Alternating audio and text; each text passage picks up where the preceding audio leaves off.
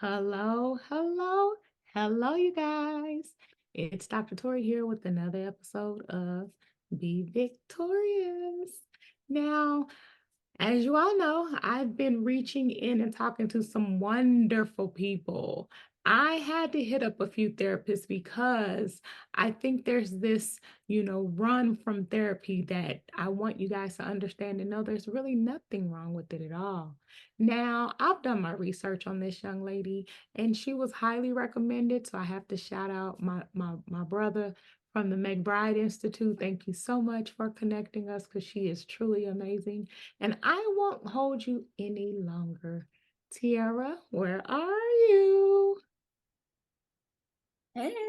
Oh, is she ready, y'all?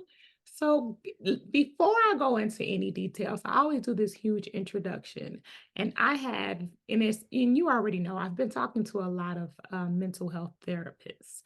So without any further introduction, can you please introduce yourself to people? Because I think it's important for them to know who you are. Mhm. Yeah, so my name is Tiarra Faulkner. I am a licensed mental health therapist, and I mostly work with men and women who have experienced some sort of trauma, more specifically around relationship trauma, like domestic violence, sexual abuse, and also work with those who've experienced racial trauma as Interesting. And you talked about the different types of trauma. Before we even get into the details, do you know about ACEs? Yes, yes, I do. I'm not alone. Oh my God. Like for real. No, I'm kidding y'all, for real. But this is the thing. You all have to understand sometimes this is what people are actually needing to have as far as conversation so they can know what to do. We've talked about relationship trauma. Y'all, people have talked about it here.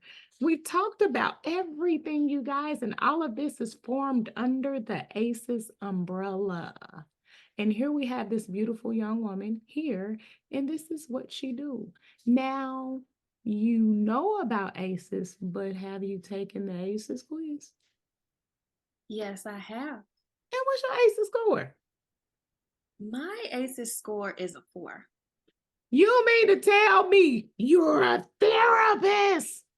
What an ACEs score?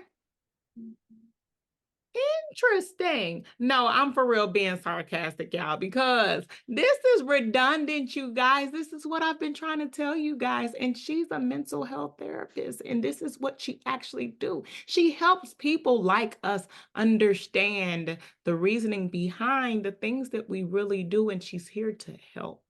So you talk to people about relationship trauma? Yes.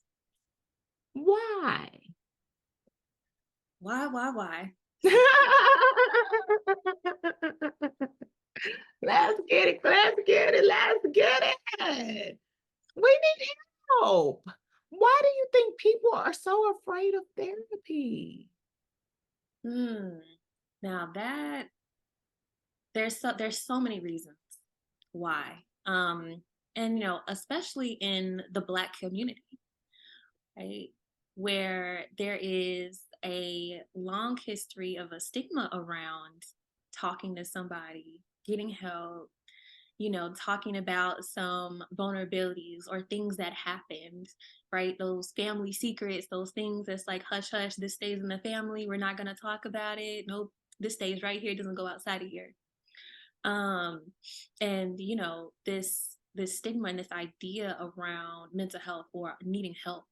Um, and so, when we think about the importance of and especially just another thing about the Black community too, this idea of being strong, right? Whether you're Mhm. woman, man, there's this idea of, no, I got it. Right. I can take care of it. I got me, right? I don't need to talk to nobody. And but there's something about a vulnerability. And when we allow ourselves to be vulnerable and we allow ourselves to say, yeah, actually, I'm not okay. Right. Actually, I do need some support. Yeah, actually, I might need to talk to somebody. Like, it takes a lot of vulnerability to even admit that, Hmm. get to that place. And there's nothing wrong with that. But a Right. lot of times that's seen as being a weakness, or you're not being strong if you can't handle the weight of the world all by yourself, which is wild, right? Because Right. we're not meant to do that. We're not meant to shoulder everything all by ourselves. We're not meant to carry our burdens all by ourselves. And I think when we really get a picture of what therapy can do and what it can do to process some things that might have happened in the past or things that are going on currently, the things that are impacting you in the present Hmm. that happened from the past. And Right. you don't realize that, oh, this thing that happened when you was 7, 8, 9, 12 years old is why some of these things are occurring in your present day. So yeah, there's a lot of reasons why somebody might, you know, be apprehensive to therapy. There's a whole thing. But what made you want to do it? Hmm. Well, there is a lot to that too, but I talk about it all the time, about my growing up experience. So I have two brothers. Hmm. Um, one is schizoaffective bipolar type, so Oh, and he's 10 years older than me. okay. And then my youngest brother, he has autism, and he is language impaired with a cognitive delay. So, Hmm. he needs care for, the rest of his life. Right. And so, growing up, I was in the middle child, and then Me like, too. I get it, girl. I get it. I get it. right. So like, you got the lost child thing, Right. right? They call the lost child being in the middle. And, growing up, for me, I was the quiet one. I was just there, in the background. Hmm. And but this was my life. This was what I was seeing. I was like, oh yeah, this one, is hearing voices. This one is jumping off the walls, like Right. bouncing off the walls, literally, because he was so hyper when he was little. And and I'm just like, yeah, yeah, this is it. This is normal. It was my normal, right? And Right. I'm like, but it wasn't your typical growing up experience. And you are kind of just, along for the ride, really. And me now kind of realizing that this was actually kind of dysfunctional, right? Right. Like this was not as much as I was, growing up and everything, I was very much like, yeah, no, it was great. We made it work, and yeah, it was functional for me, and then, I took a step back, and especially when I was in grad school going through my program is when you have to be very insightful when going through a master's program in counseling, and you're like, oh, wait a minute. This actually this created some things and Right. inside of me and some patterns and things like that. And so while navigating and seeing their experiences and seeing how they navigated the world was a big reason why I went into mental health. It was just, I'm trying to understand their experiences, but also my own. Right. Because, while their stuff was more out loud, there were some things I was dealing with internally that I wasn't saying. And so, and then when I had found a therapist for myself that really had encouraged me to, you know, apply for my master's and, do the thing that said I wanted to do. Right. And so, having an encouraging, supportive space such as that one, where I was like, it was my dog. I don't know if you heard my dog, No, you um, good. having a supportive, encouraging space such as that one was very it made me want to give that to someone else. Right. Hmm. And this is so us, shall we say. And I say that because we all have a purpose. We all have a reason for what we are doing and things of that nature. But I think my passion or comes out about addressing ACEs because I'm meeting people like you. Yes, you're good. I'll be totally honest. I've been all on your page. I've been checking you out. You're really good. And the things that you're putting as your prompts and things are the things that are not just relative to me, but they're relative to the students that I used to work with. So what's interesting is you see the ACEs educator. I'm actually a special education teacher. I'm a special education administrator. So you think about me going and trying to figure out what to do with all of these wonderful kids. The kid I when I did my study, so this is my dissertation.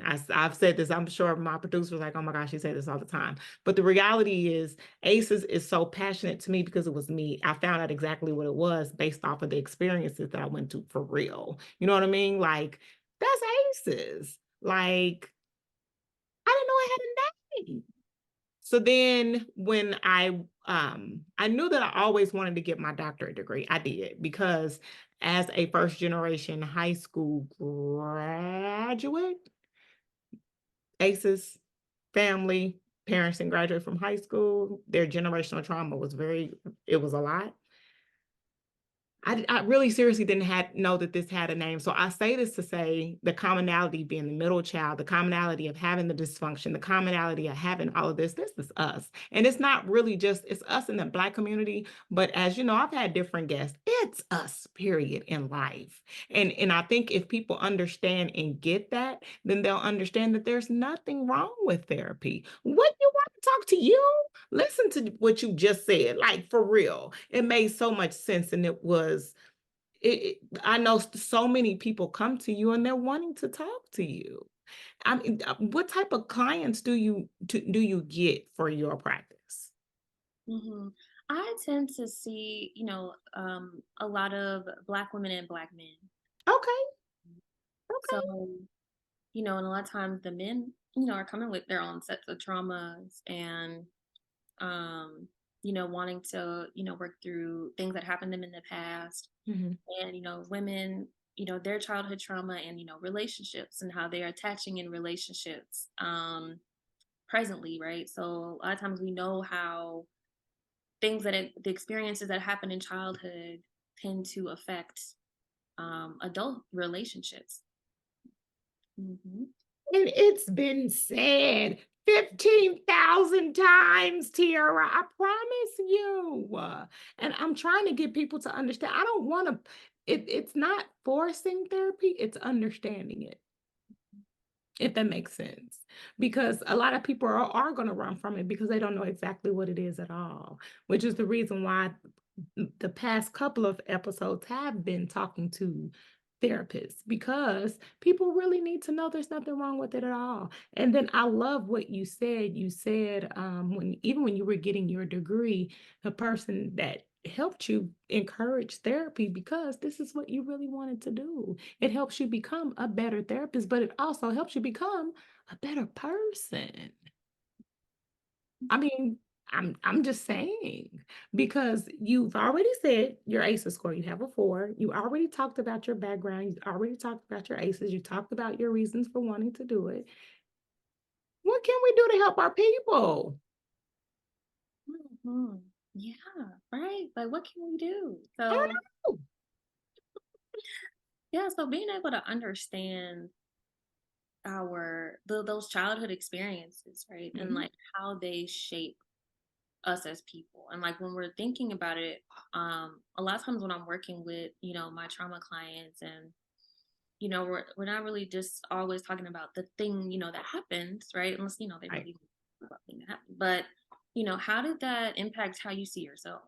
right. Like, how did that impact how you see the world, and how do you see relationships, and you know how did this bring up this idea in you that you don't feel like you're good enough, or that you don't feel like you're worthy of good things happening to you, and how do we dismantle that, right? Like, how do we dispel the lie that Mhm. this trauma, the multitude of traumas that have happened, have put onto you?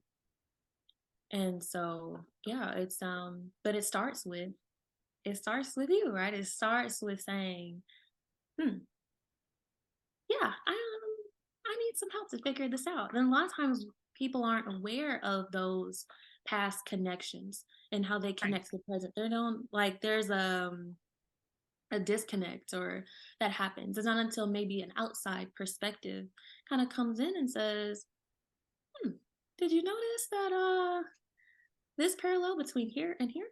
Right. Because they're not going to get it any other way.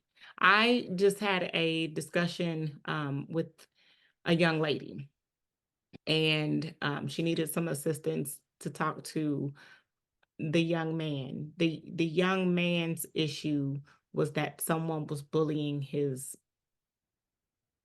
brother. And when they were bullying his brother, he acted out and he did what he had to do. The school didn't see it that way. The school has now placed this stereotype on this young man. And it's like, he's saying, they put me at an alternative school and I don't want to be there. I'm telling you now, the school to prison pipeline is real. But also in the conversation, he talked about how his family's not really caring too much about anything. He's staying with his aunt. Things are going on. That's Mhm. ACEs. The school really doesn't know about it because they're too busy testing kids or, placing kids where they need to go. But these are the experiences that they're going through inside of the school. The only thing that I can do as a special education teacher is make that recommendation, but the reality of the situation is they still have to go home. Do you see a lot of parents, or is it just, do they come to you as parents, or do they come to you as um people seeking help for their own personal, like for the relationship people? Are they going for their relationship as parents, or are they going as their relationships as husband and wife? Mhm. Yeah, so a lot of times, when I've seen, more like teens or, kids, things like that, and parents are coming in, they're like, "Hey, this is what's going on, with my kid." Oh, well, a lot of times, we're working with families too, so it's just like, Okay. that's an automatic, like, we're working with the family because we also want to see what the parents' perspective is about what's going on at home, Right. and it's like, well, how are you picturing all this? Like, what are you observing, with your child? And, we get the child's perspective. And, sometimes it's a coming together, with the child and the parent coming together um, to kind of work on, their relationship or the things that are happening, with the child's behavior, things like that. Um, there's also and then when I've seen just parents on their own, they're talking about, just how maybe stressful it is, with raising, three kids on their Right. own, dealing with the child's mother, the child's father, and like the co-parenting relationship and all of these different things that might come up. But, we think about like a family unit and just we see kind of all the connections that each of these relationships kind of impact one another. Um, and so like you're not really just kind of looking at one person really. You're kind of just trying to get a whole full picture of like what is actually happening with all of these different connections. Mm. You get it. I mean, I just want other people to understand and know that these are the conversations that we need to be having.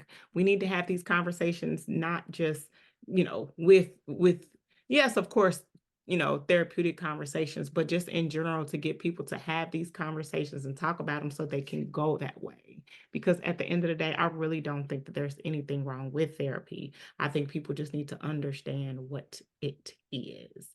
And I think, like how you said, we make it normal in our community. Oh, it's okay. It's not okay to be sexually abused, you guys. It's not at all. And for anybody to say that or think that, no, it's not. I think the heavy thing for me is the emotional neglect. You guys, that's real. It is happening and it is out here. I bring up the bullying, I bring up the community violence because I've been in Chicago 20 plus years. You've been in Memphis. This is where we're from. These are the things that are happening. People don't understand and know right now that the CDC updated the website. They did. You can go and take a look at it. Community violence is now considered average childhood experiences. And it's like people don't understand, well, that doesn't include me. Yes, it does. It does. We make bullying so normal, but I will tell you, I reached out to one of my mentees. She's a principal in Kansas City, and they're fining their kids now 1,500 for cyberbullying. They'll Wow. be look, if they don't come your way, they will be coming your way. So, Tiara, when you are doing intake for one of your patients, do you recommend the ACEs study? Do you give the ACEs study, or do you talk about the ACEs questions? Mhm. Yeah, I definitely have, given the aces. But a lot of times, typically too, when I'm getting clients and they're like, yeah, I want to work through my, anxiety, my depression, Mhm. right? Or just like transition things. I'm like, okay, okay. And then we get into it, we start working, 2, 3 sessions in, and then, okay, here's this thing. And then it comes out. And I like that too because it just allows for the clients to just come out with when they're ready, right? And Mhm. so it's like, okay, all right, now we can kind of circle back and what happened here and what is it? Okay, okay. And how did that impact you You today? What teaching. mm, Very good. Because I think that's what we need, especially for people to just understand. I've talked to a lot of people, and it's like I let people know when I'm doing the different professional developments that I do, or if I'm doing the peer sessions with students, that leading them your way. Because after I do my part of the education of ACEs, it's like, so what's next? Well, of course, I'm going to encourage extracurricular activity because I think it's amazing and I think that helps. Um, However, I do think that there are other things like therapy that can help. It's just understanding those types of therapy so they can know what to go to therapy for. So it's good to hear that you are at least talking about ACEs, because that's the thing. There are people out there like Brittany, and I have to shout her out, that is in New York educating doctors on exactly what ACEs are. Seriously. Yay. Now we got to get our community out here to know. mhm. I don't know. So you have been doing therapy for how long? Oh, I've been in practice for about almost 5 years now, but I've been in the field of mental health for about 8. Yay. It's a lot of room for all of us here. It is. What do you think about 2024 mental health? Are we getting better, or how are we as far as mental health? From my perspective, it seems like more people are more open. Like there's more platforms, there's more of an open dialogue about, mental health and therapy and all of these things, which I think is really, really great. Um, I think for it to have that kind of exposure and that sort of a need, especially when we kind of see it more in like mainstream media and like all of these different things, you're like, okay, like these things are getting a light shine on it. But we still got some ways to go. We still got some ways to go. But I think it's headed in a positive direction where it's becoming less stigmatized and more of an open dialogue. I think these conversations are really important because it's talking about people's experiences and people can see like, oh, I'm not alone. Right. um in my experience, when there is this open dialogue and people are talking about their own experiences and being open with the things that have happened to them and their present experiences or their experiences in therapy, and like that sense of normalizing it, makes it safe and okay for somebody else to say, oh, okay, yeah, this sounds like this could work for me too, and something I need to address within myself as well. And there you have it, child. She said it. It's okay to tell your story. That's really honestly what I think adverse childhood experiences really are. And so I'm going to share with you. I have been sitting on this book for a while, Tiara. I'm telling you, I have.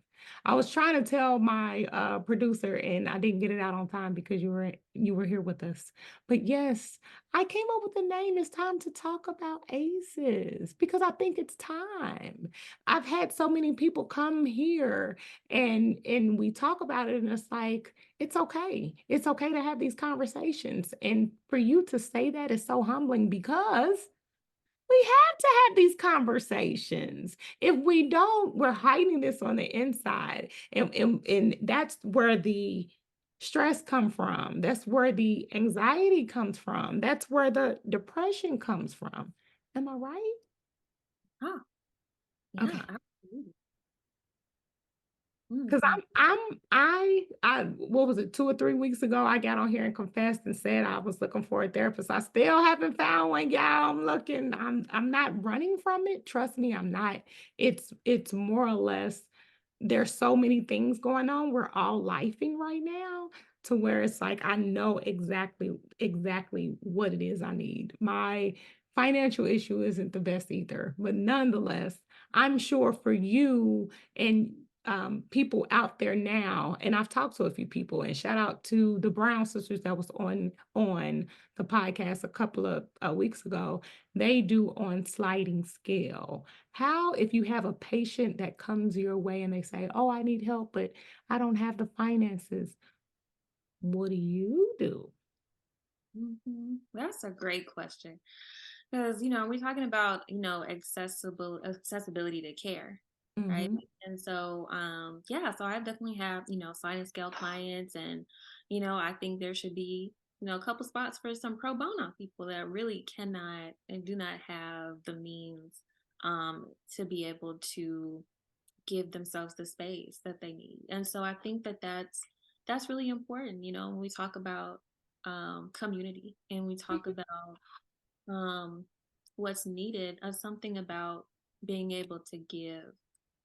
There's something about being able to say, okay, let me make space for, for people that just can't, right? And, what kind of resources might be helpful for them to help them get to a place to, where they can. So yeah, that's my thing on it. So yeah, I think. And for those people that at least want to try it, you heard what she said. I don't think that there's anybody out there that's going to say, "I'm gonna charge you $9,000." We're here to help. We're here to educate. We're here to do what we need to do. And you never know. This might be somebody that you be like, "Oh, okay, she's relatable. I can have a conversation with her." And you look up, and the money isn't even an issue. It's the fact that you're taking your steps on your healing journey. And I think that's what people need to focus on, especially when we're all out here lifing. Is lifing a word? To me, it is. Like, This is what we're doing. And this is all I want to do. This is it. Just like I said, for me, I, me and my kids talk about it all the time. Was they like, "Well, mom, you turn everything into um a ACEs conversation." But they the main ones that send me TikToks. They send me these different things of examples of ACEs or examples of things that are happening to where it really needs to be addressed. So with that being said, I don't want to hold you any longer. I think you're amazing. And like I said, I told everyone about you already, but for everyone that missed it, please tell us where we can find you. yes, absolutely. So you can find me on Instagram at Therapy with Tia. And I'm also on LinkedIn, as my name, Tiarra Faulkner.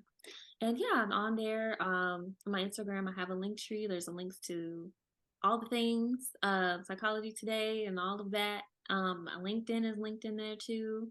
And there's other things that, can help you get to know me and the work that I've done. And so, yeah, this was really great.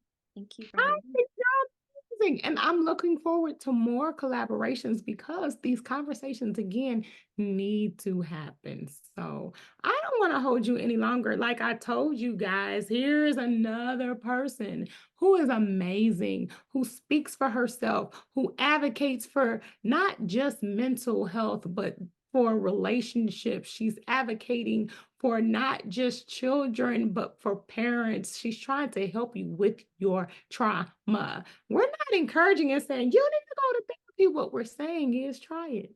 Let's see how it can work and help you. And then that way you can start your own steps to your healing journey. What do you think, Tyria? Mhm. Thank me. Help me. No, I'm kidding. Well, thank you guys so much again for another episode. With that being said, we're going to tune out, but you guys will be hearing from us soon, okay? You know where to find me. I'm everywhere. Everywhere. I'm even on TikTok. I'm not dancing, but I'm on there. You guys have any questions? You know where to find me. See you soon. Bye bye.